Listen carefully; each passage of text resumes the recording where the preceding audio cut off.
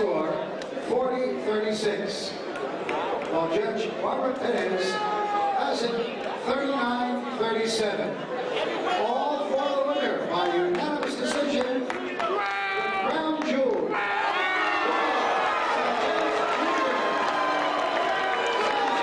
You know it's AB, always balling, always boarding, a lot of bills. You know what's going on, man. You know, shout out to Crown Jewels Boxing, man. You know, my people. You know, they get it in over there, straight up. Lamar Peterson giving a shout out to CrownJewelBoxing.com. Crown Jewel from Crown Jewel Boxing, back with a gem. I'm here with the Mayor of Atlantic City, the Honorable Mayor Marty Small Sr., and I wanted to come and talk to him because we had a conversation when you was running for mayor, actually, and I talked to you about big time boxing coming back to Atlantic City, and you made a pledge to me, and you said that's going to happen. That's something I'm going to work to do. And we seen it came to fruition a couple weekends ago when we had Showtime and jaronennis here. So I just wanted to come talk to you about how you feel about having boxing back in Atlantic City and maybe some of the things we can look forward to in the future. All right, well, first and foremost, I appreciate you giving me the opportunity to talk to your listening audience. And it's a great day here in the city of Atlantic City. Can we say great day? Great day, great day. Yes, the fight, 4th of July weekend was electric. And it kind of gave us that feel of the old time, Boardwalk Hall events. Though it was in Boardwalk Hall, but it was in the Adrian Phillips Theater. Philly came down here in numbers. So, jaronennis, who is someone who is on our radar, that we can hopefully make the great city of Atlantic City. It's home away from home. There is some interest there. We've been working with Boardwalk Hall, Jim McDonald, as mayor of the great city of Atlantic City. I'm a board member of CRDA, so CRDA owns the buildings, and we're constantly talking about bringing big events. When I came in, I said that there's two things that we needed to change entertainment-wise, that we need to bring more urban entertainment here. We do everything well, but we were lacking in urban, and with my promotional background and my relationships in the industry, you started to see a lot more of urban entertainment events. Said we wanted to bring family entertainment, knowing that New York gaming is coming. That we wanted to diversify what we offer here in the great city of Atlantic City. And now you see more with starting out with the Showboat. I was at the table with Bart Blackstein having lunch at Boca and Margate when he signed the deal to buy the Showboat from Stockton, and told me his plans that we don't need another casino. They want to transform that into a family entertainment mecca. Hence, the largest arcade on the East Coast at Showboat, the indoor go-karts. And now he took away the ballroom where the fights and MMAs used to be, and has a mini skating rink, bumper cars for the small kids, and indoor golf, and then the granddaddy of them all, the $100 million water park to go along with North Beach mini golf, to go along with the Steel Pier, who's going to expand in the next 2 years with a couple of major new rides that should, boost the Steel Pier's traffic. And, Dave & Buster's is coming in as well. So that's a lot that has happened. And one of the things that I said, that we want to bring big time boxing back. I remember as a kid, going to Boardwalk Hall, seeing the Mike Tyson fights. We had WrestleMania here. We had it all, and it's time to, bring that feeling back to Atlantic City. It's nothing like fight night in Atlantic City. Take it more recently when, you had Floyd Mayweather versus Gotti back in 2005. You had Bernard Hopkins, Antonio Tarver, the night of the unforgettable Field of Dreams event that I had. You had Arturo Gotti, who, was selling out Boardwalk Hall. So we need to get that back. And Pavlik, Jermaine Taylor. Yep, everything. Kelly Pavlik, had a nice stay here. But when you look at it, it takes relationships. Absolutely. And I remember that when I was doing parties, I say I ain't doing no parties, doing events, that people were critical, like, oh, he's a councilman. Why?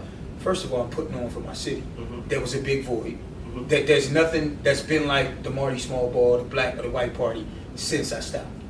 Like, that's an undisputed fact. It gave people reason to come to Atlantic City, and it wasn't no, I'm coming. No, these are people that's checking in on early Friday.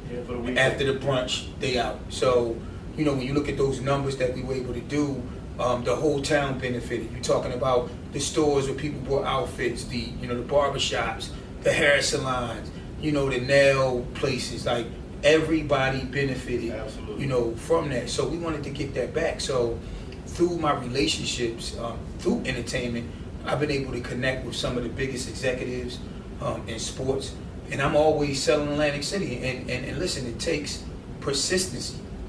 When I first brought it up, I'm gonna tell you, people was like, we ain't been to Atlantic City in a while. We did a couple of small cards. And look, those cards are cute. The ballroom fights, the small casino fights, but I'm going big or I'm going home. And I can't tell everyone like what I'm working on now, but if it happens, it's going to be a shocker to the industry. And just like that, Atlantic City big time boxing will be back. Absolutely. And I defend you quite a bit on the party aspect while we talking about the balls. I for one like to see them return. And you hear people say, well, those balls don't benefit anybody but Marty. And I'm like, that's not necessarily true. We know you had a monumental scholarship giveaway at your last one, but beyond that, I said, well, I'm sure the servers are happy. I'm sure the valet parkers are happy. I'm sure the casino that you have that's happy. The bartenders are happy. So a lot of people are making money when you have those events. And I think sometimes the residents forget that you're in an attraction town. You're a destination town. So you need events and people to come for your economy to work. That's what it's set up for. So, I think we got to educate. I mean, definitely. People are small-minded.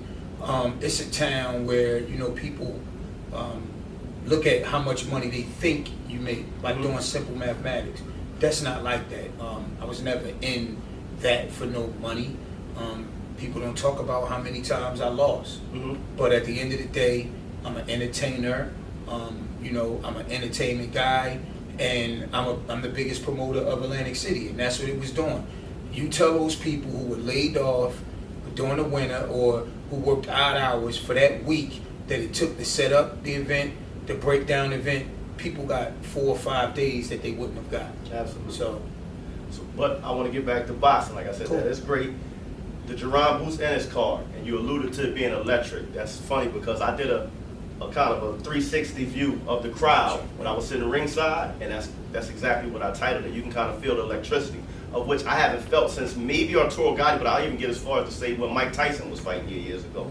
Like, Philly was in the building. There was a whole lot of us. It was an urban feel. Although there was no problems, everybody behaved. It was a packed house. And again, it was in the Adrian Phillips Ballroom. But that's near and dear to me because I turned pro in the Adrian Phillips Ballroom. So, and I graduated. Yeah, it was just so great to see big time boxing back in Atlantic City. And shout out to jaronennis because he's here on those cards you talk about, the club cards. He's here with his other fighters fighting on undercards, so he's here all the time. But it was a breath of fresh air. We got to talk to Stephen Espinoza, yourself. You had Samson Luger, which a lot of people don't know. Atlantic City's second world champion, and Levander Johnson, may he rest in peace. Samson Luger, which had a whole lot to do with his last 3 title shots. And a lot of people don't know that because he's one of those guys like Al Heyman now, who likes to be behind the scenes. He wasn't even promoting that. But now he has his own promotion company. But back then, if you didn't know what you was looking for, you didn't know. But Samson was big. He also got Shimon Alvarez, his title eliminated shot. So he's a guy that's been very influential in boxing, in particular to Atlantic City boxers. And before I saw you, we're talking Friday morning before the fight. Samson and his partner was in the office, and we was having those conversations of what a Benavidez fight would look like in Atlantic City. The amount of tourists that would bring. Obviously, I'm zoned in on one particular fighter to come here. Like I said, I can't say too much more, but it was a great meeting. Again, selling people in Atlantic City. That's my job as mayor, to be the biggest promoter. When I get people on the phone or I get people in the room, their opinion changes like that. Number one, they see the passion. They see that I'm fearless, that I'm willing to try anything that's going to benefit the city. And, I've had conversations with people like, I don't know, Atlantic City, it's been a while, but I'm like, things is different now. Yeah. You got to have the will. You got to have the political will. You got to put people on the ground. Yep, exactly. So that was a great meeting, and then I came over to the weigh-in, and it's funny because it's just like, wow, look at Jimmy Lennon Jr. You see him on all the pay-per-views, and then later that night I had dinner with Stephen Espinoza, who's the president of Showtime Sports. I had Cash with me.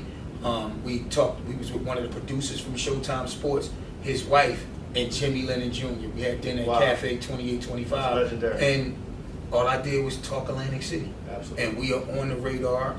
And, you know, behind the scenes, there's a lot going on. I would say that we're in striking distance. Okay. Well, again, we talking about Samson Luger, which for y'all out there that don't know, if you want to know how big this man is in boxing, again, a lot of the bigger people, you don't actually know who they are.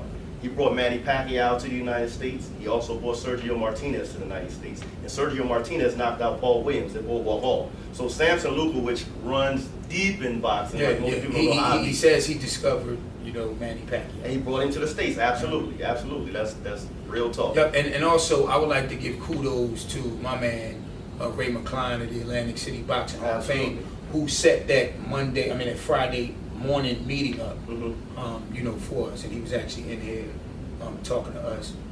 He does a great job with the Hall of Fame, and it kind of gives you that feel.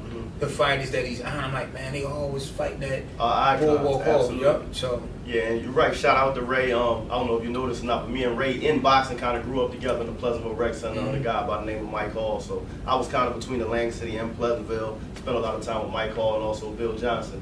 BJ was my trainer, so shout out to Mr. Bill. Absolutely, BJ. Shout out to you. You know, there is no Atlantic City boxing without Bill Johnson's contribution. So yeah, he made a huge contribution to Atlantic City boxing. So I'm glad to see that boxing's on the radar, and we coming back. And I will say, from time to time, I go on other people's podcasts, and Javante Tank Davis's people have a podcast called the Rise Podcast. So he was on there one night, and I got to speak to him. And I said, listen, man, Atlantic City's wide open, bro. We 3 hours from D.C. You know what I mean? We got Boardwalk Hall. We'd love to have you here, too. So like you, I'm a person that's always championed Atlantic City as far as when it comes to boxing, and always trying to get some of the bigger name people I talk to come here because, again, I just want to see it come back to it. And I'm going to just say this, that after the fight, I hung out with Tank's manager. Okay. We was at the Chelsea Beach Bar, politicking and things. Oh, okay. So I'm glad to hear that because, like I said, you can go back. I'm just sit that right here. All right. In the archives of the Rise Podcast, you'll see an exchange between me and Tank. And like I said, I didn't know you had met with him, but yeah, where I asked him, I said, listen, man, what about Atlantic City? And every time I get a chance to talk to one of these young fighters, I always mention it. Like, listen, Atlantic City's wide open. Things are going to happen because it's a commitment, and people don't understand. Like, things just don't happen. It takes hard work behind the scenes. There's a lot of moving parts. One of the things that I've been able to do as mayor of the great city of Atlantic City, our foundations are built on partnerships. And I've been able to cultivate those relationships where it's no longer us versus them. And I'm talking about CRDA, I'm talking about the casino industry, I'm talking about the state of New Jersey. And everyone's at the table. Yes, I'm taking the lead in this role. That's what I'm supposed to do. That's what a politician does. Because if I got those relationships, and if not for those relationships, we wouldn't be at the table right now. Absolutely. And I remember my grandfather, who was a politician, career politician, but I remember he got into boxing and he was managing a fighter. And I was a little kid at the time, but I was always on his hip. And I remember people telling him, like, they didn't understand how he got in with the IBF. And, you know what I mean, he was a novice in boxing. And I remember he just said, listen, y'all need to know that there's politics and everything. You know what I mean? So if you put me in front of the right people, I'm going to make something happen. Because there's strength in having a conversation piece and actually knowing how to cultivate relationships. That's it. Be able to pick up the phone and call anywhere in the world and people take your call. That's credibility. All right, well, I ain't going to take too much of your time, Mayor. I know you're busy. And so for y'all that don't know, you know what I mean, I'm in the mayor's office, but he had Beach Day, you know what I mean? So we had Beach Day. Listen, City Hall is a different animal. We've increased the morale big time. Kudos to our special events department. We had Beach Day today in City Hall, and what that is, no, we weren't in the water. It's every floor has like a beach theme, a party. Every office contributes to the food, and you can go to every floor. And I wasn't here for the tailgate party, Super Bowl weekend, because I was in Arizona, but we did the same thing. We had a tailgate party. Everyone represented their teams, and after this interview, I'm going to go lay back out in the 7th floor in my Eagles beach chair. And I'm going to end it with that. If y'all don't know, that's something we both share. Go Eagles, go Sixers. We Philly fans. Mark my word, we'll be in Vegas, Super Bowl 58, baby. Music to my ears. Until next time, keep your hands up, your chin down, your ass off the floor. Peace.